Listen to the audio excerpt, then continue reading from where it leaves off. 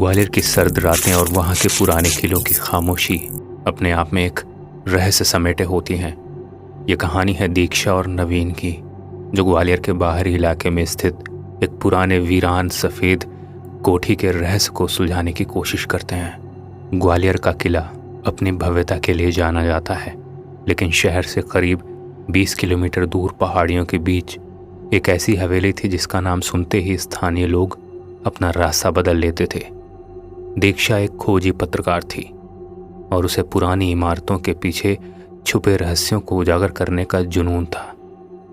नवीन, जो उसका बचपन का दोस्त और एक फोटोग्राफर था, वो हमेशा उसके साथ रहता था। नवीन, क्या तुम्हें यकीन है कि ये वही जगह है? दीक्षा ने अपनी टॉर्च जलाते हुए पूछा। सामने एक विशाल जर्जर हो चुका सफ़ेद बंगला खड़ा था। उसकी दीवारें काली पड़ चुकी थीं और खिड़कियों के कांच टूटे हुए थे। नवीन ने अपना कैमरा सेट करते हुए कहा, गूगल मैप्स और स्थानीय लोगों के मुताबिक यही वो जगह है।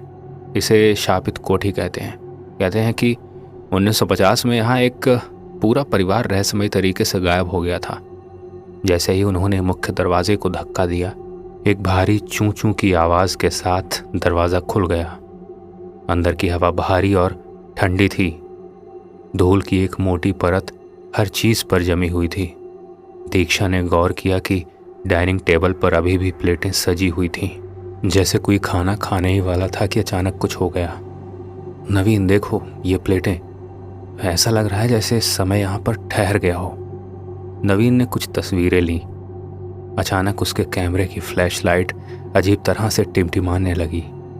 दीक्षा, मेरा कैमरा काम नहीं कर रहा है। बैटरी पूरी चार्ज थी, लेकिन अब ये लो दिखा रहा है। वो सीढ़ियों से ऊपर की ओर बढ़े। लकड़ी की सीढ़ियां उनके वजन से चरमरा रही थीं। तभी ऊपर के कमरे से एक घुंघरू की हल्की सी आवाज़ सुनाई दी, छन छन छन। दीक्षा रुक गई।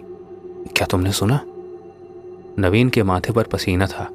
शायद कोई चूहा होगा, लेकिन वो दोनों जानते थे कि वो चूहे की आवाज़ नहीं थी। जैसे ही वो पहले कमरे में पहुंचे, वहां का नज़ारा देखकर उनके रोंगटे खड़े हो गए। दीवार पर खून से या शायद लाल रंग से बड़े बड़े अक्षरों में लिखा हुआ था, तुम वापस क्यों आए? अचानक कमरे का दरवाज़ा अपने आप जोर से बंद हो गया। नवीन ने उसे खोलने की कोशिश की, लेकिन वो जैसे जाम हो गया था। कमरे का तापमान एकदम से गिर गया। उसकी सांसों से भाप निकलने लगी। दीक्षा ने अपनी टॉर्च कमरे के कोने में घुमाई। वहां एक छोटी बच्ची की गुड़िया पड़ी हुई थी, जिसकी आंखें गायब थीं। दीक्षा जैसे ही उस गुड़िया के पास पहुंची, उसे एक औरत के रोने की आवाज़ सुनाई दी। दीक्षा, खिड़की देखो! नवीन चिल्लाया। खिड़की के बाहर कोई नहीं था, लेकिन कांच पर धुंध जम गई थी और उस पर किसी ने अंदर की तरफ से हाथ का पंजा छापा था। वो हाथ का पंजा किसी इंसान का नहीं लग रहा था। उंगलियां बहुत लंबी और टेढ़ी मेढ़ी थीं। दीक्षा ने हिम्मत जुटाई और अपनी डायरी निकाली। उसने पढ़ा था कि इस कोठी के नीचे एक तहखाना है, जहां उस परिवार का मुखिया तंत्र मंत्र करता था। नवीन, हमें नीचे तहखाने में जाना होगा। वहीं से इस जगह का राज खुलेगा। जैसे तैसे दरवाज़ा खुला और वो नीचे की ओर भागे। तहखाना अंधेरे में बदबूदार था। वहाँ अजीब सी सड़न की आंधी चल रही थी। बीचों बीच एक पुरानी कब्र जैसी वेदी बनी हुई थी। वहाँ उन्होंने जो देखा वो उनके होश उड़ा देने वाला था। वेदी पर नवीन और दीक्षा की पुरानी तस्वीरें रखी हुई थीं, और वो तस्वीरें उन्होंने कभी खिंचवाई भी नहीं थी। उन तस्वीरों में वो दोनों पुराने ज़माने के कपड़ों में थे और उनके गले कटे हुए थे। ये मुमकिन नहीं है। नवीन की आवाज़ कांप रही थी। हम यहाँ पहली बार आए हैं। तभी एक भारी आवाज़ गूंजी, तुम कभी गए ही नहीं थे। परछाइयाँ दीवारों पर नाचने लगी। दीक्षा ने देखा कि नवीन का चेहरा धीरे धीरे बदलने लगा है। उसकी आंखें पूरी तरह काली हो गई थीं। नवीन, तुम ठीक तो हो? दीक्षा ने डरते हुए पीछे हटते हुए पूछा। वो नवीन नहीं था। उसने एक डरावनी मुस्कान दी और कहा, दीक्षा, पहली बार तुमने मुझे यहीं छोड़ दिया था। इस बार हम साथ रहेंगे। दीक्षा को समझ आया कि ये कोई आम भूत या बंगला नहीं था, ये एक टाइम लूप था। वो और नवीन सदियों से इस कोठी का हिस्सा थे। हर बार वो नए रूप में आते और यहीं खत्म हो जाते। दीक्षा ने अपनी जेब से एक माचिस निकाली। उसे याद आया कि उसके दादाजी ने कहा था कि अग्नि ही माया जाल को काटती है। उसने वहां पड़े पुराने पर्दों में आग लगा दी। नहीं, वो साया चिल्लाया। आग तेजी से फैलने लगी। कोठी की दीवारें कांपने लगीं।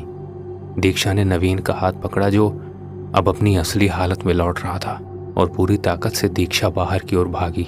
पीछे से चीखें सुनाई दे रही थीं, जैसे सैकड़ों रूहें एक साथ जल रही हों। वो बंगले से बाहर निकले और दूर घास पर गिर पड़े। जैसे ही उन्होंने पीछे मुड़कर देखा, वो विशाल सफ़ेद कोठी गायब हो चुकी थी। वहां सिर्फ एक खाली जमीन और कुछ पुरानी जल चुकी लकड़ियां थीं। ग्वालियर की सुबह की पहली किरण फूट रही थी। नवीन ने अपने कैमरे की ओर देखा।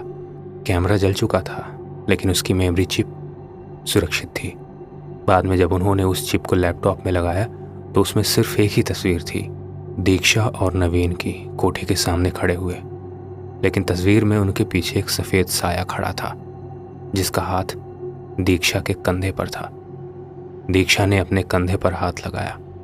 वहां एक काले पंजे का निशान अभी भी मौजूद था। वो कोठी भले ही जल गई थी, लेकिन उसका साया अभी भी उनके साथ था।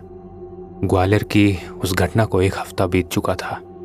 दीक्षा और नवीन दिल्ली वापस आ गए थे, लेकिन शांति उनसे कोसों दूर थी।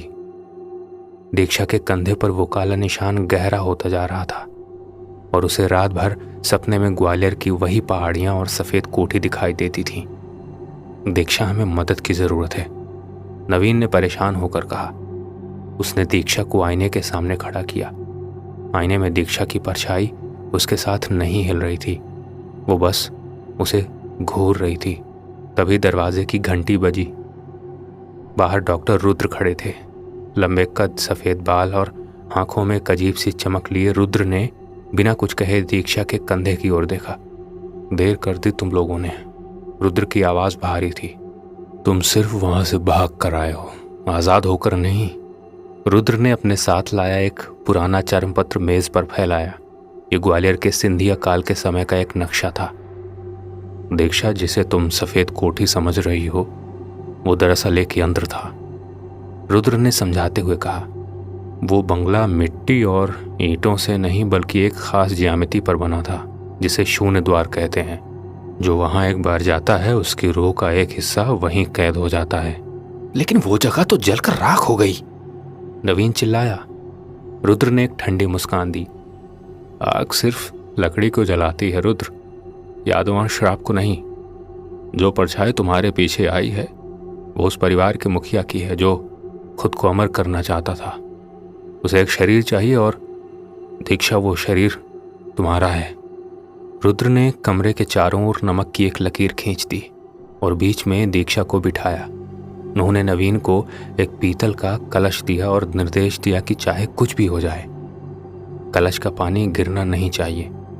जैसे ही रुद्र ने मंत्र पढ़ना शुरू किया, कमरे की बत्तियां टिमटिमा कर बुझ गईं। बाहर तेज तूफान चलने लगा, जबकि मौसम विभाग ने ऐसी कोई चेतावनी नहीं दी थी।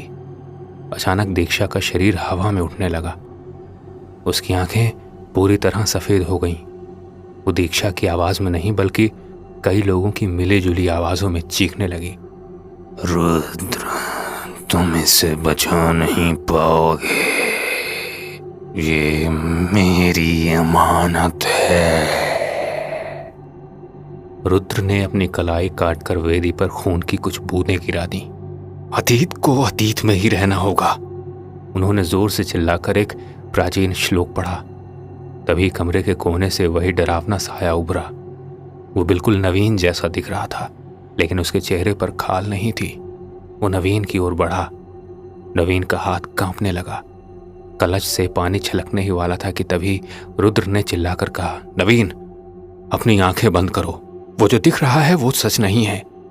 कमरे के भीतर एक जोरदार धमाका हुआ। कांच के टुकड़े चारों ओर बिखर गए। दीक्षा जमीन पर गिर पड़ी और वो काला साया धीरे धीरे डॉक्टर रुद्र के भीतर समाने लगा।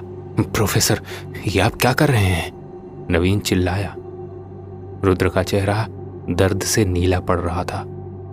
इसे कैद करने के लिए एक जीवित पिंजरा चाहिए था। मैं इसे अपने साथ ले जा रहा हूं।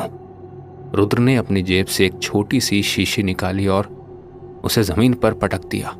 एक नीली रोशनी पूरे कमरे में फैल गई। जब रोशनी शांत हुई तो डॉक्टर रुद्र वहां नहीं थे। कमरे में सिर्फ सन्नाटा था। अगली सुबह दीक्षा के कंधे का निशान गायब था। वो और नवीन ग्वालियर के उस डरावने अनुभव से बाहर आ चुके थे। लेकिन जब उन्होंने डॉक्टर रुद्र के ऑफिस जाकर पता किया तो उन्हें पता चला कि डॉक्टर रुद्र की मृत्यु तो 10 साल पहले ही एक कार हादसे में हो चुकी थी। नवीन और दीक्षा एक दूसरे का चेहरा देखने लगे। तो फिर वो कौन था जिसने हमें बचाया? तभी नवीन के फोन पर एक नोटिफिकेशन आया। कैमरा क्लाउड पर एक पुरानी फोटो सिंक हुई थी। वो डॉक्टर रुद्र की तस्वीर थी जिसके नीचे लिखा हुआ था, कर्ज चुका दिया, अब कभी वापस मत आना। ग्वालियर की पहाड़ियों में आज भी जब तेज हवा चलती है तो लोग कहते हैं कि सफ़ेद कोठी की जगह पर एक धुंधली सी आकृति दिखाई देती है जो किसी का इंतज़ार कर रही है। दोस्तों, ये डरावनी कहानी आपको कैसी लगी कमेंट बॉक्स में ज़रूर बताइए। चैनल को सब्सक्राइब कर लीजिए ताकि ऐसे ही डरावनी कहानी आपके लिए हम लेकर आते रहें।